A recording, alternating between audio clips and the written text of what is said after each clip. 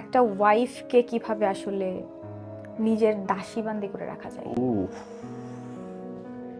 মানুষকে বোঝাইতে হয় যে তোমার হাতে অনেক ক্ষমতা। এক্স্যাক্টলি। শুধু একটু বোঝাইতে হবে, ফিল দিতে হবে যে তোমার কথার বাইরে আমি যাই না, এই সংসারে কর্তৃত্ব তোমার, এই নাও চাবি, এই নাও ঝাঁটা, আমার এই পিটাবার সব সংসার তোমার। এক সব তোমার। একদম। আদতে কিছুই না, শুধু ফিলটা দেও একটা মেয়েকে যে ভাই তুমি হচ্ছে কুইন, এই ঘরের সব। এই সব। ফিলটা যদি একটা মেয়েকে দেওয়া যায়, ওই মেয়ে দাসী বান্দি কেন, তার চেয়েও ছোট কিছু।